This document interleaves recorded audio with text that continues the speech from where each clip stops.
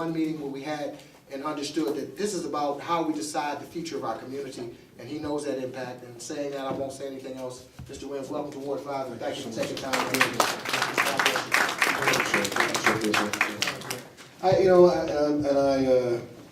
I think I should start off by full 100% disclosure. I have applied for 2 of the grow facilities in the District of Columbia, and I've also applied for a dispensary permit in this district. And I just, before I even get a word out, I just saw your reaction, and that's part of the reason why I wanted to come in here to talk about this issue for a second. The issue itself, marijuana as a medical agent, has been an issue that is met with this reaction the second the word marijuana comes out. I would just like for maybe 15 minutes, if you guys could maybe just bear with me for a second and take a second and maybe think that, clear your head for a minute and just listen to a little bit of information. Because I think what we ought to do is establish a ground zero on the fact that, contrary to what anybody in this room walked into this room thinking when you walked in here, because you've listened to things reported from the federal government, or things reported from the National Institute of Health, or things reported by several organizations claiming that this particular plant has zero medical efficacy. I want to start right there and start the conversation there for just a second.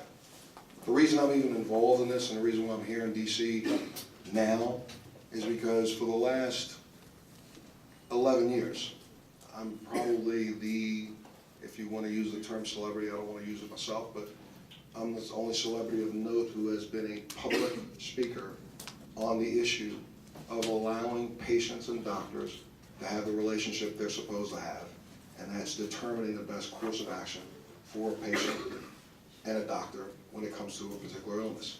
I've been working on this now for 12 years, and the reason why is because 13 years ago, I was diagnosed with MS and have been in what I consider the battle for my life for the last 13 years. I fight this battle every single day, and I try my best to do the best I can to keep a good, positive image forward for cameras, but most people have no clue what I live through on a daily basis. I suffer from neuropathic pain that is in my lower extremities, my face. I suffer from left side weakness.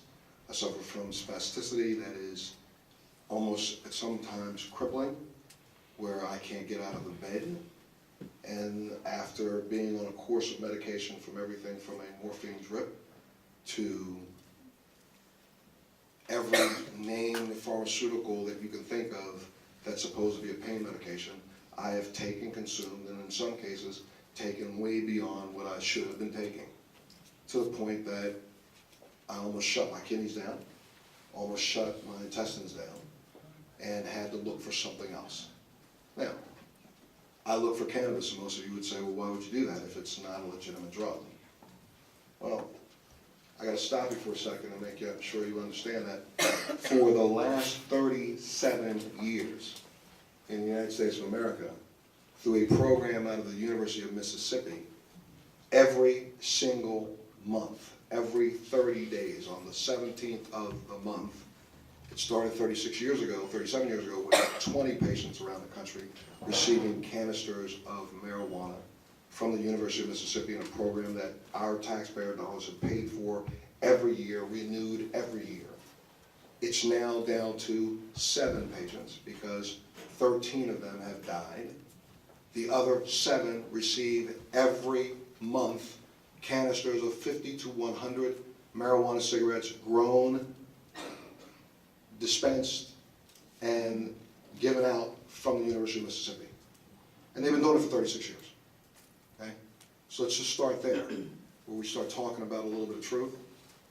3 weeks ago, you heard from representatives of, I think, the DEA talking again about how marijuana is not an efficacious medication, but most of you in this room have no idea that the federal government gave itself a patent on the 3 chemicals that were identified through research paid for by the federal government in places like here in the United States and countries like Israel, and have now given themselves a patent because within the next year, the patent on a chemical called Marinol that's been sold here in the United States will run out.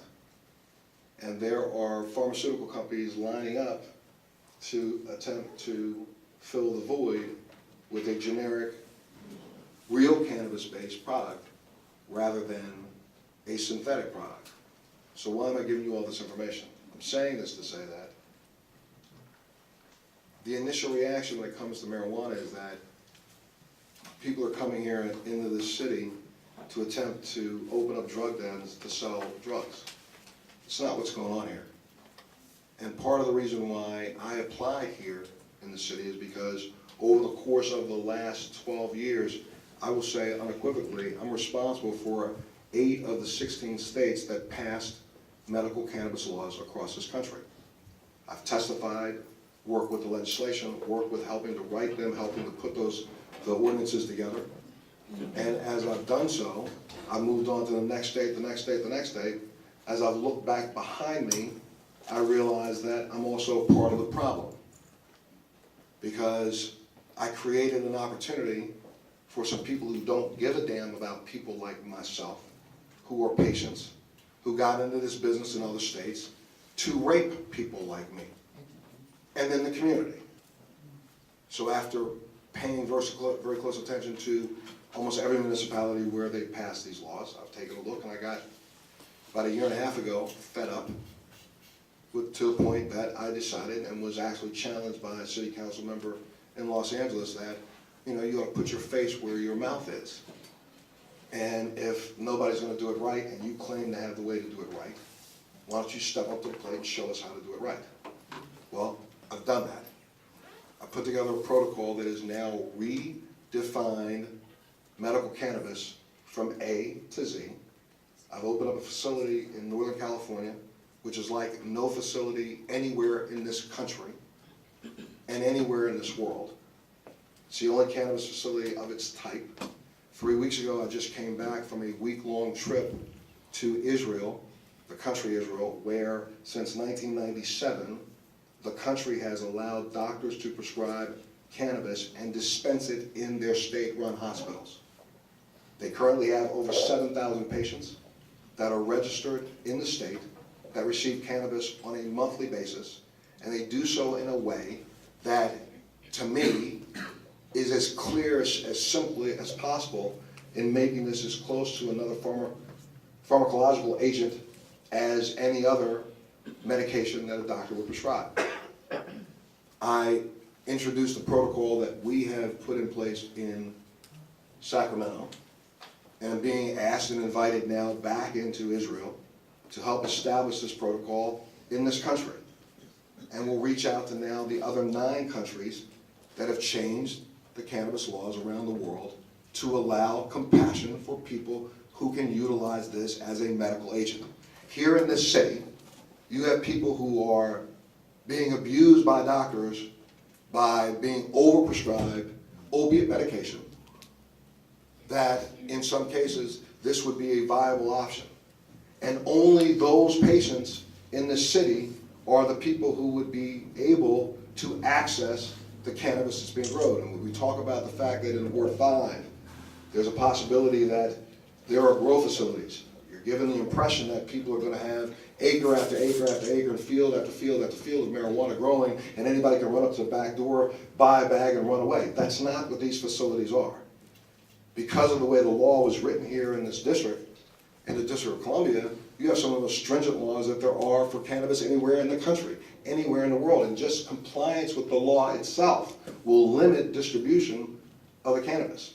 And any responsible applicant who has come in here and recognizes that, if you recognize the amount of cannabis that every facility is able to grow and every facility is able to dispense, this is not an opportunity to come in here and create businesses that will make a lot of people very wealthy. Because it won't. There's not enough cannabis that can be sold to do that. And it's monitored and kept track of in ways that, I will tell you, more stringent than any one of your commercial drugstores, which all have controlled substances in them with less than 1/10 of the security that's being required for any of the facilities that are being proposed. The particular area that we have looked at and that our organization has looked at, and why did I decide to come here in DC? Because I'm going to tell you, I feel very strongly that if DC fails, because it gets hijacked by the same groups of people who have hijacked this initiative around this country, then I failed and patients are failed by the system. We can do what they talk about at the national level when it comes to war, continue to fight a war and leave patients on the battlefield as collateral damage, or we can figure out a way to fight the war the appropriate way and make sure that the patient has access. No one in this room would deny any person who walked in this room with cancer dimorphine. Nobody. Dimorphine is less than a molecule off from heroin and is prescribed by doctors every day. I can get dimorphine. That's not what helps affect my illness.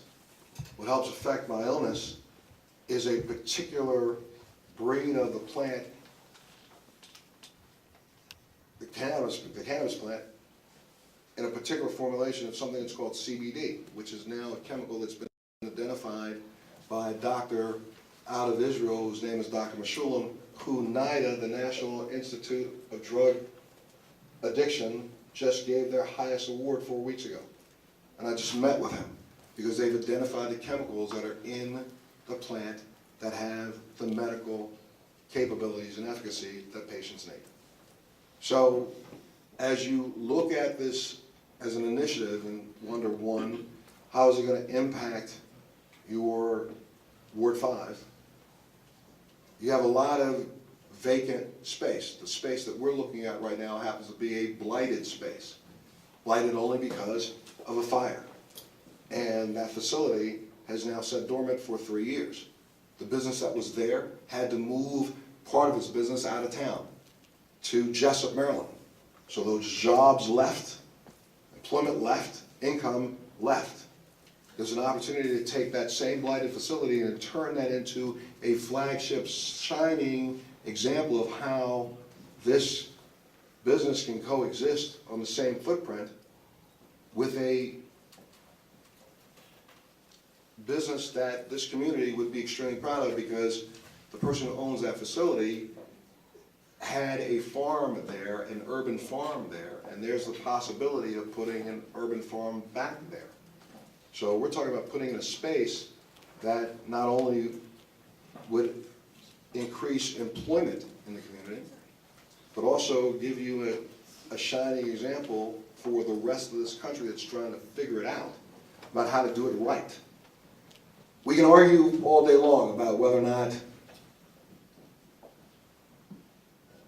the idea of cannabis as a medical agent is right or wrong, but the law has already passed, and the government has already confirmed its medical efficacy.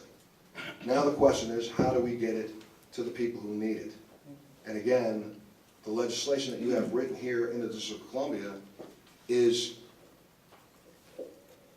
pretty much the most extensive, almost impossible to violate legislation that's been written. The limited number and amount that can be sold, the grow facilities that you're being asked to consider in the community are not facilities that a person can actually go and shop at. No one can walk up to the door and knock on the door and see if they can purchase something. They will be closed facilities. There is no access in and out. The only access will be taking the medication that's been made, formulated, taking it out to a dispensary. And at that dispensary, the only patients that can walk, there is no walk up. You can't walk up to the front door of the facility and say, I want to buy something, let me sort of go if I can get myself a recommendation. You have to have a valid recommendation from a doctor who is a registered doctor in this district. So, and the person who gets the cannabis has to register. So they have to publicly announce to the rest of the community, I'm using cannabis as a medication.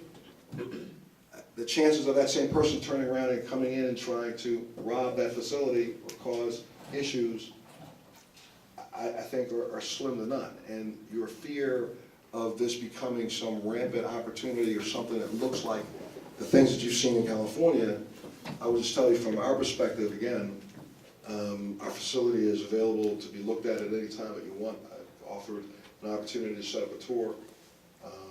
There is nothing like it on the planet, and that's the reason why the Sacramento police chief has come in and recommended this facility be the model for the entire state of California. So I wanted to be able to present some information and maybe give you an opportunity to ask some questions and see if there's a way that we can, instead of coming in here after the fact, I'd rather be more inclusive and say, why don't we participate together to keep one thought in mind? How do the patients have access to medication? Let me do it this way for a minute. I'm sorry? Bear with me.